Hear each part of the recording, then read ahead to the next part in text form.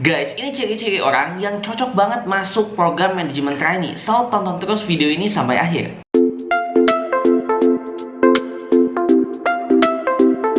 Halo guys, balik lagi bersama aku Fauzi di channel Jejak Zamzami. Thank you banget buat teman-teman semuanya yang udah selalu nonton video-video aku. Dan buat teman-teman semuanya yang belum nonton, jangan lupa untuk tonton dan jangan lupa juga untuk like, comment, share, dan juga subscribe biar aku makin semangat untuk bikin video buat teman-teman semuanya. Nah, di video kali ini aku bakal sharing ke teman-teman semuanya kira-kira ciri-ciri orang seperti apa sih yang cocok masuk program manajemen trainee. Nah, buat kalian semuanya yang belum nonton ciri-ciri orang yang gak cocok untuk masuk program MT, langsung tonton dulu video ini biar kalian tahu lebih dalam. Pertama, orang yang punya pemikiran 3-5 tahun ke depan dia pengen pekerjaan yang sangat aman, yaitu kantoran.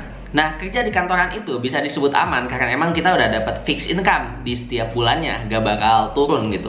Beda kalau misalkan kita itu pengusaha atau misalkan punya bisnis, bisa jadi di bulan ini kita dapat 10 juta, bulan depan kita dapat 5 juta, bulan depannya lagi kita dapat 50 juta. Jadi benar-benar naik turun. Nah, kalau kalian 3-5 tahun ke depan itu mikir bahwa gue pengen banget punya kerjaan yang sangat aman, pengen punya gaji yang tetap, nah masuk MT itu cocok. Karena kalau misalkan kalian itu bisa fokus nih, 3-5 tahun aja gitu kalian fokus, itu bisa naik ke level supervisor dan juga manager. Nah, ketika kalian masuk ke level supervisor dan juga manager, gaji kalian tetap dan juga makin naik. Kedua, lu adalah orang yang berpikir bahwa harus fokus di satu kerjaan aja supaya gaji pokoknya naik dari waktu ke waktu. Dan untuk nyari penghasilan lainnya, itu fokus ke insentif di kantornya. Ini cenderung beda dengan orang yang punya pekerjaan atau side jobnya itu banyak. Biasanya yang punya side jobnya banyak, itu kan dia kerja di kantoran, terus dia punya freelance lah, dia punya usaha lah, punya ini itulah. Nah, sehingga one day biasanya orang yang kayak gitu, usahanya udah meningkat misalkan, ya dia bakal memilih resign dari kantor. Tapi untuk side jobnya kalian, itu bukan hal-hal di luar kantor, tapi masih di dalam kantor itu, yaitu insentif. Dan ini sebenarnya safety banget sih, karena kalian itu kerja untuk gaji pokok itu dan juga insentif itu.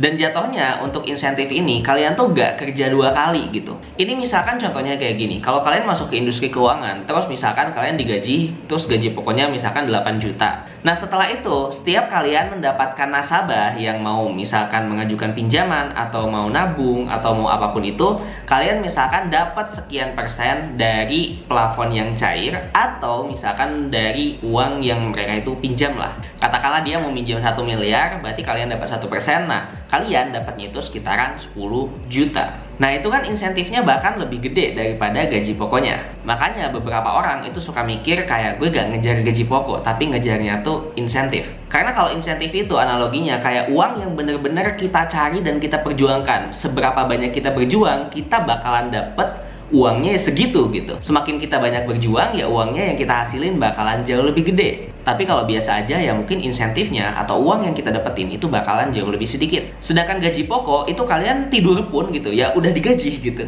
Jadi itu yang biasanya orang cari.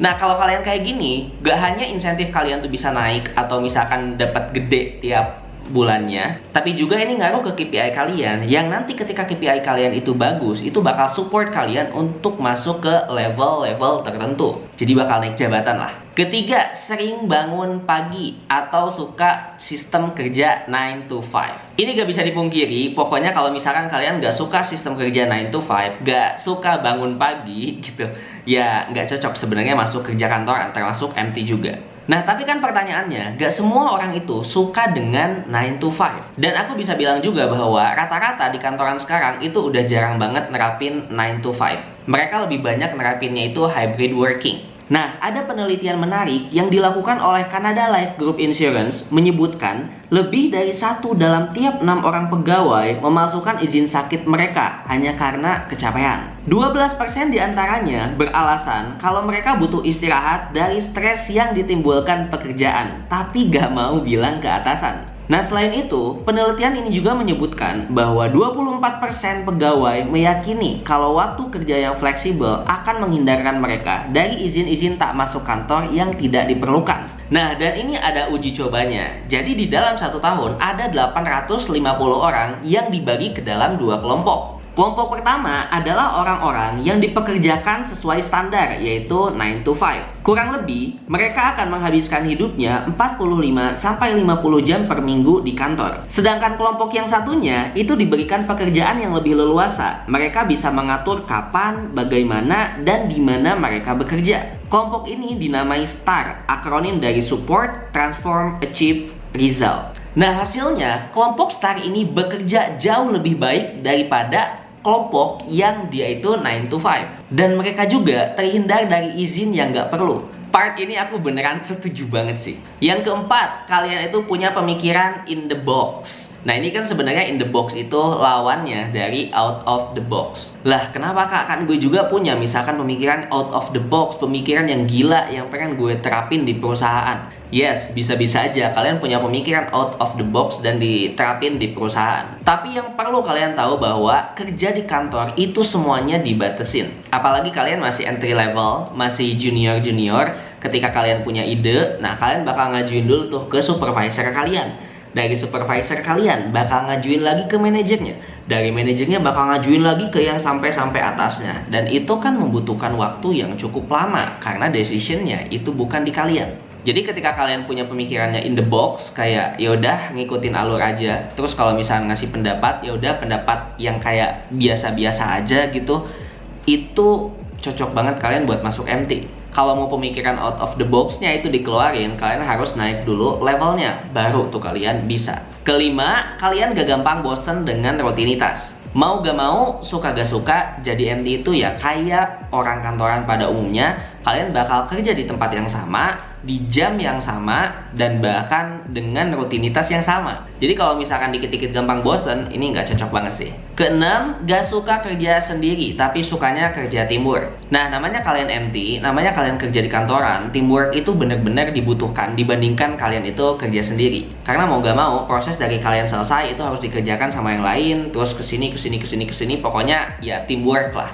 Dan yang terakhir, jenjang karir yang mulus dan penghasilan yang semakin tinggi dari waktu ke waktu, itu adalah definisi sukses bagi kalian. Pertanyaannya, definisi sukses kalian kayak gitu gak? Kalau misalkan gak kayak gitu, berarti kalian harus rethinking lagi, harus mikir ulang lagi, kira-kira cocok gak masuk program MT. Karena misalkan, kalau definisi sukses bagi kalian adalah ketika kalian menciptakan sebuah produk, dan produk itu bisa bermanfaat buat orang lain, nah, berarti kalian gak cocok jadi kantoran. Kalian cocoknya jadi pengusaha, jadi pebisnis. Atau misalkan definisi sukses bagi kalian itu kayak aku. Ketika aku bikin konten, terus kontennya banyak yang nonton, terus dari tontonan itu aku bisa menghasilkan, dan ternyata orang-orang yang nonton video aku itu dapat banyak manfaat. Nah, itu juga sama, nggak cocok. So, thank you so much buat teman-teman semuanya yang udah nonton video ini. Semoga bermanfaat dan ngasih bayangan ke kalian semuanya kira-kira cocok atau enggak masuk program manajemen trainee. Nah, kalau misalkan kalian pengen pembahasan yang lain lagi tentang manajemen trainee, langsung komen di bawah aja biar aku bikinin videonya buat kalian semuanya. Thank you so much guys for watching. Jangan lupa untuk like, comment, share, dan juga subscribe. See you next time. Goodbye.